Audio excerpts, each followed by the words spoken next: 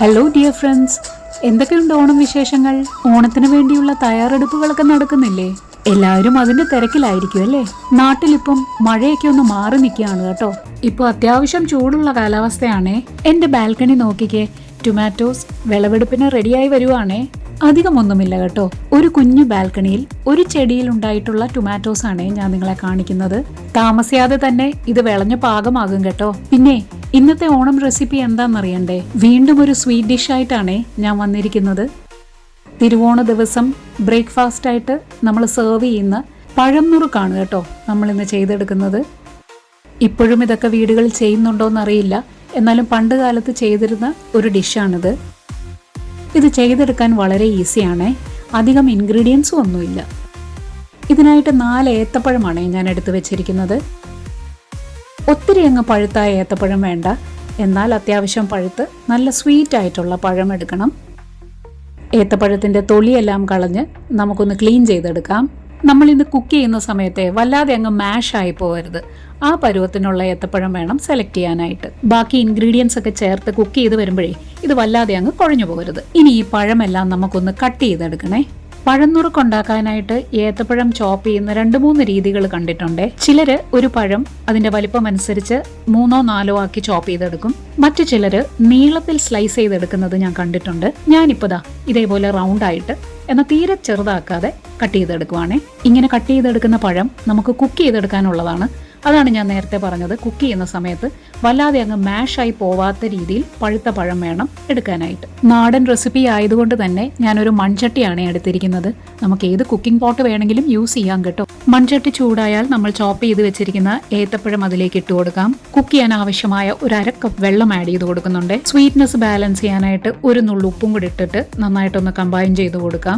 ഏത്തപ്പഴം ഒന്ന് മുങ്ങിക്കിടക്കുന്ന രീതിയിൽ മാത്രമേ വെള്ളം ഒഴിച്ചു കൊടുക്കാവൂ, അധിക വെള്ളം എടുക്കരുത്. ഈ മിക്സ് ഒന്ന് ബോയിലായി വരുമ്പോഴേ നമുക്ക് പോട്ടൊന്ന് കവർ ചെയ്ത് ഒരു 5 മിനിറ്റ് മീഡിയം ഫ്ലെയിമിൽ വെച്ച് കുക്ക് ചെയ്യാം. ഇനിയൊന്ന് ഓപ്പൺ ചെയ്ത് നോക്കാമേ. നല്ലതുപോലെ സ്റ്റീമൊക്കെ വന്ന് കളറൊക്കെ ചേഞ്ചായി പഴം ഒന്ന് വെന്ത് തുടങ്ങിയിട്ടുണ്ട്. കുറച്ചും കൂടെ ഒന്ന് കുക്കായി സോഫ്റ്റ് ആവാനുണ്ട് കേട്ടോ. പിന്നെ നമ്മൾ ആഡ് ചെയ്ത് കൊടുത്ത വെള്ളം ഒന്ന് വറ്റി വരികയും കൂടെ ചെയ്യണം. അതുകൊണ്ട് ഒരു 2-3 മിനിറ്റും കൂടെ പാൻ കവർ ചെയ്ത് ഞാൻ കുക്ക് ചെയ്യുന്നുണ്ട്. ഇപ്പൊ നോക്കിയേ, നമ്മൾ ആഡ് ചെയ്ത് കൊടുത്ത വെള്ളമെല്ലാം ഒന്ന് വറ്റി വന്നിട്ടുണ്ട്. വേണമെങ്കിൽ ഒന്ന് ലോ ഫ്ലെയിമിൽ വെച്ച് കുറച്ചും കൂടെ ഒന്ന് വറ്റിച്ചെടുക്കാം കേട്ടോ. ഏത്തപ്പഴം സ്പൂൺ വെച്ച് ഒന്ന് കട്ട് ചെയ്ത് നോക്കിയാൽ നമുക്ക് മനസ്സിലാവും പാകത്തിന് കുക്കായി വന്നിട്ടുണ്ട്. ഇതിലോട്ടെ 1 ടേബിൾ സ്പൂൺ നെയ്യ് ഞാൻ ആഡ് ചെയ്ത് കൊടുക്കുന്നുണ്ട്. നല്ലൊരു ടേസ്റ്റിനും ഫ്ലേവറിനും വേണ്ടിയിട്ടാണ് നമ്മൾ നെയ്യ് ആഡ് ചെയ്യുന്നത്. നെയ്യ് ആഡ് ചെയ്ത് കൊടുത്തു കഴിഞ്ഞിട്ട് എല്ലാം കൂടി നന്നായിട്ടൊന്ന് കമ്പൈൻ ചെയ്തെടുക്കാം.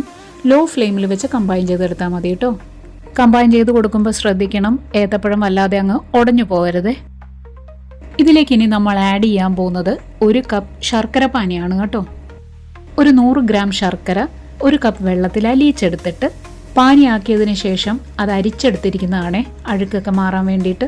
നമ്മുടെ മധുരത്തിനനുസരിച്ച് ശർക്കരയുടെ ക്വാണ്ടിറ്റി അഡ്ജസ്റ്റ് ചെയ്തെടുക്കണം കേട്ടോ. ലോ ഫ്ലെയിമിൽ വെച്ച് ശർക്കര പാനി ആഡ് ചെയ്ത് കൊടുത്തതിന് ശേഷം നന്നായിട്ടൊന്ന് കമ്പൈൻ ചെയ്തെടുക്കണേ. ഇനി ഇത് നന്നായിട്ടൊന്ന് ബോയിൽ ചെയ്തെടുക്കാം. മീഡിയം ഫ്ലെയിമിൽ വെച്ച് കുറച്ച് നേരം ഇതൊന്ന് വറ്റിച്ചെടുക്കാം. അപ്പം മധുരം നന്നായിട്ട് ഏത്തപ്പഴത്തിലേക്ക് പിടിച്ചോളും. ഇത് ഇടയ്ക്കിടയ്ക്കൊന്ന് ഇളക്കി കൊടുക്കണേ, കാരണം ശർക്കര ആഡ് ചെയ്തിരിക്കുന്ന കാരണം ചൂട് കൂടി കഴിഞ്ഞാൽ അടിക്ക് പിടിക്കും. അപ്പോൾ ടേസ്റ്റ് ആകെ അങ്ങ് മാറിപ്പോവും. എന്നാൽ നമുക്കിതൊന്ന് വറ്റിച്ചെടുക്കുകയും വേണം. ഇപ്പോൾ നോക്കിയേ, ശർക്കര പാനി ആഡ് ചെയ്തതിന് ശേഷം കുറച്ചും കൂടെ തിക്കായിട്ട് വന്നിട്ടില്ലേ? ശർക്കരയൊക്കെ ഏത്തപ്പഴത്തിലേക്ക് പിടിച്ചിട്ട് ഏത്തപ്പഴത്തിൻ്റെ കളർ തന്നെ ചേഞ്ച് ആയിട്ട് വന്നിട്ടുണ്ട്. ഈ സമയത്തെ ഫ്ലെയിം നന്നായിട്ടൊന്ന് കുറച്ച് കൊടുക്കണേ. എന്നിട്ട് 1 കപ്പ് നല്ല തിക്കായിട്ടുള്ള തേങ്ങാപ്പാൽ ആഡ് ചെയ്ത് കൊടുക്കാം.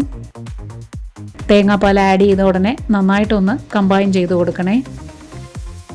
ലോ ഫ്ലെയിമിൽ വെച്ച് തന്നെ മിക്സ് ചെയ്തെടുത്താൽ മതി. നമുക്ക് ഈ തേങ്ങാപ്പാലും കൂടെ ഒന്ന് കുക്കായി കിട്ടണം. ഫ്ലെയിം ഒരുപാട് അങ്ങ് കൂട്ടി വെച്ച് കഴിഞ്ഞാൽ തേങ്ങാപ്പാൽ പിരിഞ്ഞു പോകാനുള്ള ചാൻസസ് ഉണ്ട്. അതുകൊണ്ട് ഒരു ലോ ടു മീഡിയം ഫ്ലെയിമിൽ വെച്ച് നന്നായിട്ട് കുക്ക് ചെയ്തെടുക്കാം. പിന്നെ ഈ തേങ്ങാപ്പാൽ ആഡ് ചെയ്ത് കഴിഞ്ഞാൽ ഫ്രീക്വൻ്റ് ആയിട്ടൊന്ന് കമ്പൈൻ ചെയ്ത് കൊടുക്കണേ. ഇതെല്ലാവർക്കും അറിയാവുന്ന ഒരു റെസിപ്പി ആയിരിക്കും, ഞാൻ ചെയ്യുന്ന രീതി ഒന്ന് ഷെയർ ചെയ്യുന്നു എന്ന് മാത്രം. ഇപ്പോൾ നമ്മുടെ ഡിഷ് മൊത്തത്തിലൊന്ന് തിക്കായി വന്നിട്ടുണ്ട്. ഇനി നല്ലൊരു ഫ്രേഗ്രൻസിന് വേണ്ടിയിട്ട് ഏലക്ക പൊടിച്ചത് 1 ടേബിൾ സ്പൂൺ ആഡ് ചെയ്ത് കൊടുക്കുന്നുണ്ട്. മിക്സിയുടെ ചെറിയ ജാറിൽ 5 ഏലക്കയും 1 ടീസ്പൂൺ പഞ്ചസാരയും കൂടി ഇട്ട് പൊടിച്ചെടുത്തതാണ്. ഇതും കൂടെ ലോ ഫ്ലെയിമിൽ വെച്ച് ഒന്ന് കമ്പൈൻ ചെയ്തെടുക്കാം. നമ്മുടെ ഇഷ്ടത്തിനനുസരിച്ച് ഇത് തിക്കാക്കി എടുക്കാം കേട്ടോ. ഇത് ഇരിക്കും തോറും കുറുകി വരികയും ചെയ്യുവേ. അതുകൊണ്ട് തന്നെ അധികം അങ്ങ് തിക്കാക്കാതെ ഒരു പരുവത്തിന് നമുക്കിത് കുക്ക് ചെയ്തെടുക്കണം. അധികം അങ്ങ് ഡ്രൈ ആക്കി കളയാതെ ഈ ഒരു പരുവത്തിൽ ഞാൻ കുക്ക് ചെയ്തെടുത്തിട്ടുണ്ട്. ഇനി നമുക്ക് ഫ്ലെയിം സ്വിച്ച് ഓഫ് ചെയ്യാം. ഞാൻ നേരത്തെ പറഞ്ഞില്ലേ, നമ്മൾ സെർവ് ചെയ്യുന്ന സമയമാകുമ്പോഴത്തേക്കും ഇത് കുറച്ചും കൂടി തിക്കാവും കേട്ടോ. പിന്നെ മൺചട്ടിക്ക് നല്ല ചൂടായതുകൊണ്ട് ഇതിലിരുന്ന് തന്നെ ഇത് കുറച്ചും കൂടി ഡ്രൈ ആവും. ഞാൻ ഇതിലോട്ട് കുറച്ച് ചോപ്പ് ചെയ്ത കാഷ്യൂയും കൂടെ ആഡ് ചെയ്ത് കൊടുക്കുന്നുണ്ട്. ട്രഡീഷണൽ റെസിപ്പീസിലൊന്നും ഇത് കണ്ടിട്ടില്ല, പക്ഷെ എൻ്റെ വീട്ടിൽ ചെയ്യുമ്പോൾ കുറച്ച് എള്ളും കാഷ്യൂവും കൂടി നെയ്യിലൊന്ന് റോസ്റ്റ് ചെയ്തിട്ടാണ് ഇട്ട് കൊടുക്കുന്നത്. തേങ്ങാപ്പാൽ ചേർക്കുന്നതിന് പകരം ഗ്രേറ്റഡ് കോക്കനട്ട് ആഡ് ചെയ്തിട്ട് ചെയ്യുന്ന ഒരു രീതിയും കണ്ടിട്ടുണ്ട്. ഓരോരുത്തരുടെയും താല്പര്യത്തിനനുസരിച്ച് നമുക്കിത് ചെയ്തെടുക്കാം. ഇനി ഇത് കുറച്ചു നേരം ചൂടാറാനായിട്ട് നമുക്ക് മാറ്റി വെക്കാം. ഒന്ന് തണുത്തിട്ട് വേണം നമുക്കിത് സെർവ് ചെയ്യാനായിട്ട്. സെർവ് ചെയ്യുന്നതിന് മുമ്പായിട്ട് എല്ലാം കൂടി നന്നായിട്ടൊന്ന് കമ്പൈൻ ചെയ്തെടുക്കാം. ഇത് നേരത്തെക്കാട്ടിലും കുറച്ചും കൂടെ തിക്കായിട്ട് വന്നിട്ടില്ലേ? ഇതാണ് ഇതിൻ്റെ പെർഫെക്റ്റ് കൺസിസ്റ്റൻസി. ഇനി നമുക്കിത് സെർവ് ചെയ്യാം. നേരിയ ചൂടോടുകൂടി ഇത് സെർവ് ചെയ്യണം കേട്ടോ. അധികം ചൂടും പാടില്ല. നേരിയ ചൂടുണ്ടെങ്കിൽ മാത്രമേ ഗീയുടെയൊക്കെ നല്ലൊരു ഫ്ലേവർ നമുക്ക് കറക്റ്റായിട്ട് കിട്ടത്തുള്ളൂ. പിന്നെ ഒരു കാര്യമേ, ഇത് സെർവ് ചെയ്യുന്നതിനൊരു രീതിയുണ്ട് കേട്ടോ. നമുക്ക് പപ്പടം വറുത്തെടുക്കാം. പഴംനുറുക്കിൻ്റെ മുകളിലായിട്ട് ഒരു ചൂട് പപ്പടം കൂടെ വെച്ചിട്ട് വേണം ഇത് സെർവ് ചെയ്യാൻ. അതാണ് അതിൻ്റെ ഒരു രീതി.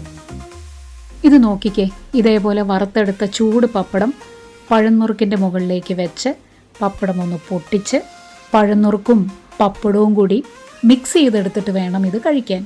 നമ്മൾ പായസവും പപ്പടവും പഴവും കൂടി കഴിക്കില്ലേ? ഏതാണ്ട് അതേപോലെയൊക്കെ തന്നെ. എല്ലാവർക്കും ഓണത്തിൻ്റെ സ്വീറ്റ് ബ്രേക്ക്ഫാസ്റ്റ് റെസിപ്പി ഇഷ്ടമായോ? ഇഷ്ടമായാൽ ഈ ഓണത്തിന് എല്ലാവരും ചെയ്തു നോക്കണേ. Thanks for watching and keep watching. By.